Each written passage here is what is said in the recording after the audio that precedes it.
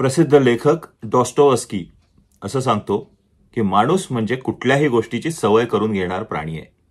माणसाला सवय होते, माणूस काहीही करू शकतो, कारण समस्या आली तर त्याच्यावर उपाय शोधायचं काम माणूस नेहमी करत असतो आणि इतर कुठल्याही प्राण्यांपेक्षा तो जास्त चांगल्या पद्धतीने करतो. त्यामुळे तो कुठल्याही गोष्टीची सवयही पटकन लावून घेऊ शकतो. पण हाच माणूस कधी कधी समस्येसमोर, अडचणींसमोर कोलमडताना दिसतो. पटकन कम्फर्ट झोन मध्ये जायची याच माणसाची सवय असते. तर यासाठीच आयुष्यात एस्पेशली आपल्याला पर्सनल ग्रोथमध्ये लवचिकता किंवा फ्लेक्झिबिलिटी याची खूप गरज असते. तरी फ्लेक्झिबिलिटी आयुष्यात आणायची कशी, का आणायची, त्याचे टिप्स काय आहेत, याच्यावर हा व्हिडिओ आहे. त्यामुळे व्हिडिओ शेवटपर्यंत पहा. चॅनलला सबस्क्राईब केलं नसेल तर प्लीज सबस्क्राईब करा, बेल आयकॉन प्रेस करा, म्हणजे प्रत्येक वेळी नवीन व्हिडिओ अपलोड केला की नोटिफिकेशन येत राहील.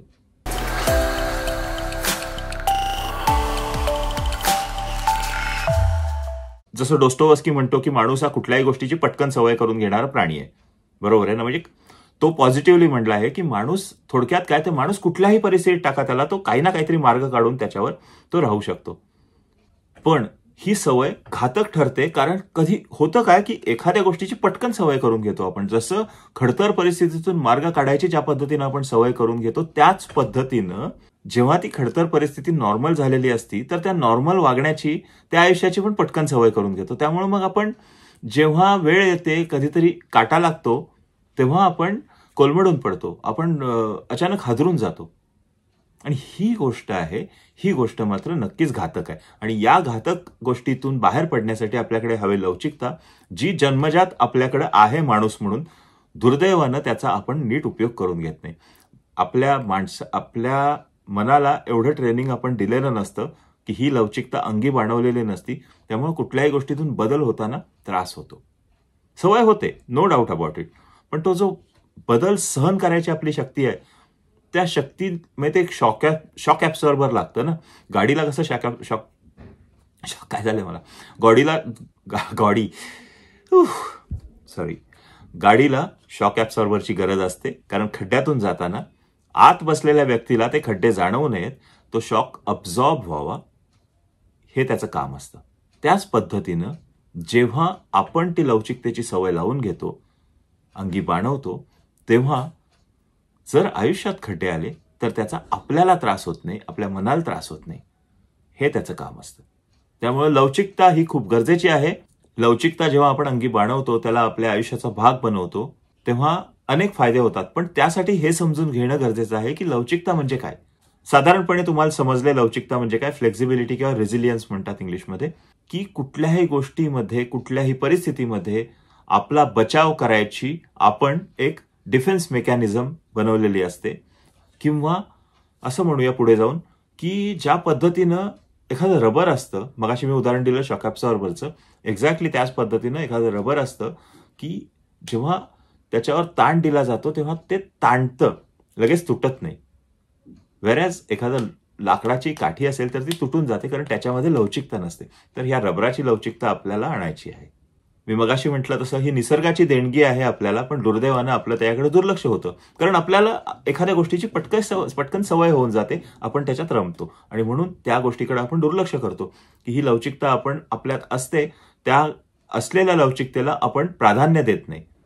विचार करा, कोविड जेव्हा आला होता, लॉकडाऊन होतं, सगळं बंद होतं, बाहेर जायचं असेल तर फक्त 2 तास बाहेर जायला होतं. तेवढ्या ह्याच्यात आपण ते ऍडजस्ट केलं. चेहऱ्यावर मास्क लावून फिरायला लागत होता आपल्याला, प्रत्येक वेळी हात धुवायला लागत होते किंवा सॅनिटायझेशन करावं लागत होतं, आपण ऍडजस्ट केलं. त्यातनं बाहेर पडलो, मास्क गळून पडले, आणि मास्क गळून पडल्याचा वेगळा अर्थ होतो, सॉरी, मास्क आपले काढून टाकले आपण, हात धुवायची सवय बंद केली. त्याही गोष्टीची आपल्याला सवय झाली, याही गोष्टीची आपण सवय करून घेतली, कारण आपल्याकडे ती लवचिकता होती. प्रत्येकानं आपापले मार्ग शोधून काढले, काय करू शकतो आपण यातून. त्याच पद्धतीने ही लवचिकता असते. प्रत्येक वेळी स्वतःला बदलायची गरज नसते किंवा अजून काय येईल पुढच्या टेक्नॉलॉजीज, तर त्या पद्धतीनं आपण आपल्याला अपग्रेड ठेवणं किंवा अपग्रेड करायची मानसिक तयारी ठेवणं, ही लवचिकता होऊ शकते. लवचिकता 3 प्रकारची असते, शारीरिक, मानसिक, बौद्धिक. लवचिकतेमुळं साध्य काय होतं, याचे फायदे काय होतात, तर एक तर आपलं मानसिक आरोग्य सुधारतं. ही गोष्ट खूप महत्वाची आहे, मानसिक आरोग्य सुधारणे. सगळ्यात पहिला फटका, कुठलीही परिस्थिती बदलताना सगळ्यात पहिला फटका बसतो मनावर, हृदयावर आघात होतो आपल्याला. आपल्याला धक्का बसतो. एखादी गोष्ट अचानक झाली तर आपल्याला धक्का बसतो. फॉर एक्झाम्पल, मागे शार्क टँकवर एक पिच आलं होतं. ते लोकांनी पंजाबीमध्ये OTT काढलाय आणि ते वेगवेगळ्या व्हर्नॅक्युलर लँग्वेजमध्ये OTT काढणार आहेत, OTT प्लॅटफॉर्म तयार करणार आहेत. या मंडळींचा स्वतःचा फेसबुकवर एक प्लॅटफॉर्म होता, एक चॅनल होता, एक पेज होतं, ज्याच्यावर हे कॉमेडी कंटेंट बनवायचे आणि तो खूप चालायचा. फेसबुकच्या पॉलिसीज बदलल्यामुळं एका रात्रीत 3 मिलियन फॉलोअर्स असलेलं ते पेज बंद पडलं. विचार करा केवढा आघात झाला असेल. 200 जणांची टीम होती, सगळं बंद पडलं. लखनौचे होते ते लोक, लखनौ किंवा इंदौर, सगळं बंद पडलं. I think Indore. आणि ते बंद पडल्यामुळे जो काय आघात झाला त्यांच्यावर, तेव्हा हा नवीन प्लॅटफॉर्ममध्ये जाताना काय त्रास झाला असेल, तर मनावर आघात होतो सगळ्यात आधी. हा कसा सहन करायचा हे सगळ्यात मोठी गोष्ट असते. कोविडच्या काळात तुम्हाला आठवत असेल, लोक डिप्रेशनमध्ये जात होते, घाबरत होते. म्हणजे कोविडनं जेवढे लोक जात नव्हते तेवढे घाबरून जात होते, कारण तो आघात आपल्या मनावर होत असतो. जेव्हा लवचिकता येते आपल्या अंगी, तेव्हा तो मनावरचा आघात पचवायची शक्ती आपल्या अंगात यायला लागते. मानसिक आरोग्य आपलं सुधारतं. याचाच परिणाम हा होतो की भावनिकदृष्ट्या आपण जास्त सक्षम बनत जातो. कारण आपल्याला माहिती असतं की आपली तयारी आहे, काहीही असू दे उद्या. मी मध्ये एक इंटरेस्टिंग गोष्ट आहे. मी मध्ये एक दुकानात गेलो होतो. मोठं दुकान आहे, क्लायंट आहेत ते आमचे. आता काम करत नाही, पण जेव्हा करत होतो तेव्हाची गोष्ट आहे. तर त्यांच्याकडे असंच ते वर्गणी मागायला पोरं आली आणि का अजून कोणीतरी आलं होतं आणि त्या पोरानं ना धमकी दिली, ए बघा काचा आहेत दुकानाला, एखादा दगड येऊन पडला, थोडक्यात धमकी दिली. ते काय म्हणाले माहितीये, अरे पुण्यात आलो होतो मी, तेव्हा एक धोतर नेसून आलो होतो, धोतर आणि बंडी. परत जाताना तेवढं राहिलं तरी ठीक आहे, त्यातनं हे सगळं उभं केलंय मी. काय खाली जाईल परत आणेन मी. त्या काकांकडं लवचिकता होती, प्रचंड लवचिकता होती. त्यामुळे ते बिनधास्त होते. ती बिनधास्तपणा आपल्या अंगी येतो जेव्हा आपल्याकडे लवचिकता असते. ऑन द कॉन्ट्ररी त्यांचा मुलगा तेवढा लवचिक नव्हता, कारण तो लहानपणापासून त्यानं ते स्ट्रगलच बघितलं नव्हतं. वेगळा विषय, पण एक आता उदाहरणच दिलं म्हणून सांगतो. हे असं झालं होतं. लवचिकता असेल तर आपण भावनिकदृष्ट्या तेवढंच सक्षम होऊ शकतो. लवचिकता अंगी आली की ऑटोमॅटिकली आपण समस्या सोडवण्याकडे कल असतो आपला, ना की तक्रारी सांगण्याकडे. कारण आपल्याला ते कौशल्य डेव्हलप करायचंय हे आपल्या मनात पक्क असतं की अरे बॉस हे होणार आहे, हा एखादा फटका बसणार आहे आपल्याला, हा बसला की आपण त्या समस्येतून बाहेर पडण्यासाठी काय करायला लागेल याचे उपाय शोधायला ऑटोमॅटिकली चालू करतो. कारण आपण तेवढे आपल्या माइंडला ट्रेन केलेलं असतं, ना की आपल्याला धक्का बसला आता काय करायचं कसं करायचं हे काही नसतं. लवचिकता आली की आपण शरीराकडनंही सुदृढ व्हायला चालू करतो. आता मी मगासपासून लवचिकता लवचिकता लवचिकता खूप वेळा म्हटलोय. आता माझ्या जिभेला पण सवय झाली आहे लवचिक. जीभ सगळ्यात लवचिक असते. ही लवचिकता आणायची कसं आहे, म्हणजे करायचं काय, एक्झॅक्टली काय करायचं, म्हणजे शरीरामध्ये ही जी आपण म्हणतो की आहे त्या लवचिकतेचं ट्रेनिंग कसं घ्यायचं, म्हणजे how to train your mind to be resilient or to be flexible. मगाशी जेव्हा मी फायदे सांगत होतो, त्या फायद्यातला एक फायदा असा होता की समस्या सोडवण्याचं कौशल्य आपल्याला विकसित करायला आपण चालू करतो. याचाच अर्थ हे कधी करतो आपण, जेव्हा आपण एखाद्या अंधाऱ्या बोगद्यामध्ये आहे, जेव्हा आपल्याला काहीही दिसत नाही. म्हणजे आपण ट्रेकिंगला गेलोय, डोंगरात आहे, कुठली तरी गुहा दिसती म्हणून आत शिरतो, कारण रात्रीची वेळ आहे, आपल्याला बचाव करून घ्यायचा आहे. त्यात प्राणी नाही त्याची खात्री केलेली असते आपण, गुहा बंद आहे, पुढे जायचंय, पुढे कुठं पोचणारे माहित नाहीये, आपल्याला अंधार दिसतोय.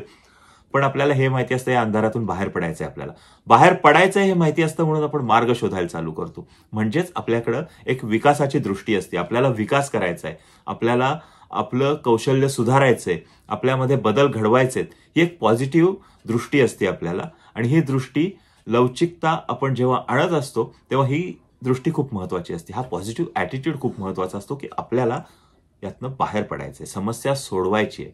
लवचिकतेच्या या प्रक्रियेमध्ये खूप महत्वाची ठरते, कारण आपला ॲटिट्यूड पॉझिटिव्ह असतो. आपल्याला गोष्टी बदलायच्या आहेत याची मनापासूनची इच्छाशक्ती खूप तीव्र असते. आणि इच्छाशक्ती जेव्हा तीव्र असती तेव्हा कोणीही अडवू शकत नाही. Will is stronger than wings. पंखामध्ये ताकद भरायचं काम केवळ इच्छाशक्ती करती, तरच उडण्याचं बळ येतं, बाकी कशानेही येत नाही.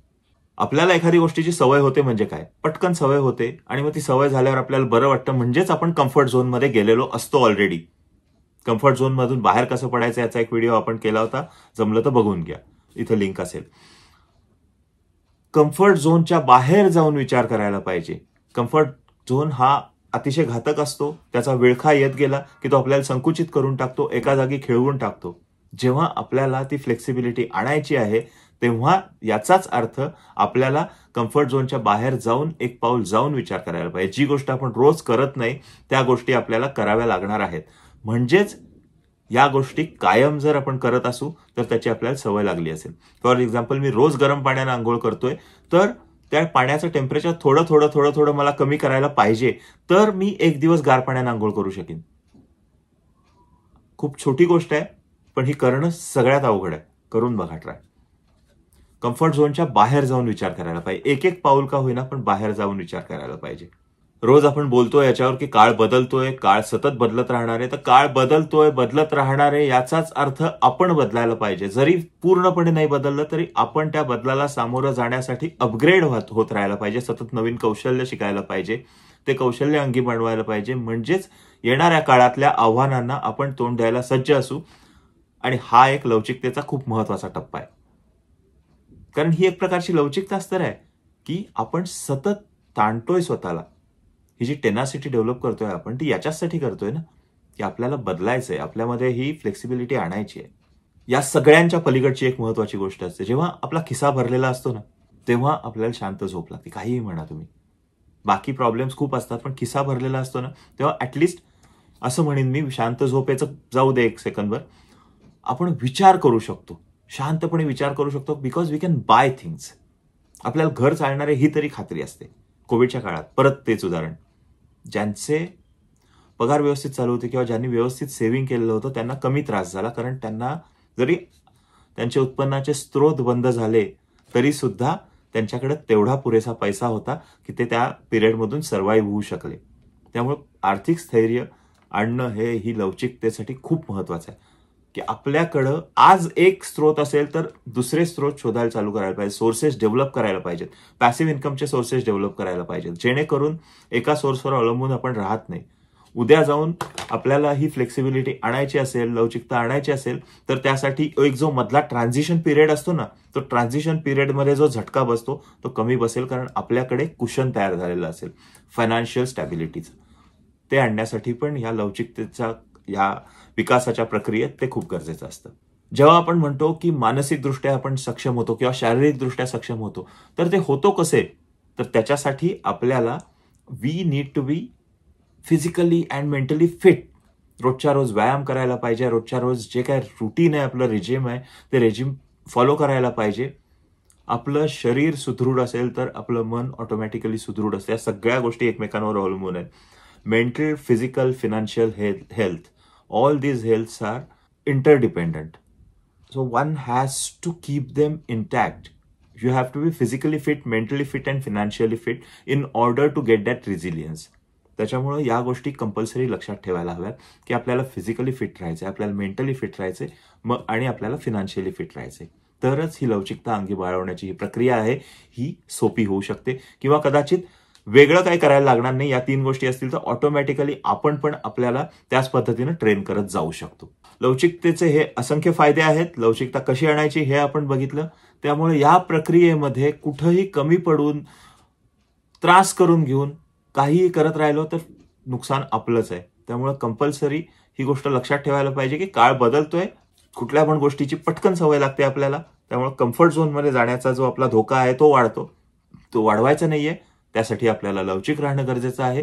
आणि लवचिकता आणण्यासाठी या सगळ्या गोष्टी आपल्याला पाहिजे आहेत. Positive attitude, physical, mental and financial fitness, सतत नव्या आव्हानांना तोंड देण्यासाठी कौशल्यांचा विकास करत राहणे, कम्फर्ट झोनच्या बाहेर पडून विचार करणे, या महत्वाच्या गोष्टी आहेत. आणि या गोष्टी जर आपण व्यवस्थित पद्धतीनं आपल्या लाईफस्टाईलचा भाग बनवला तर आपल्यामध्ये लवचिकता येणं अजिबात अवघड नाही. So I wish you all the best for that. Video आतापर्यंत बघितला असेल तर थँक्यू सो मच. एक लाईक करून टाका आणि ज्यांना शेअर करावं असं वाटतंय तुम्हाला व्हिडिओ त्यांना शेअर करा. त्यांनाही या गोष्टीचा फायदा होणार असेल तर प्लीज फायदा होऊ दे. आणि आपल्यामध्ये बदल करत राहा, फ्लेक्सिबिलिटी आणत राहा.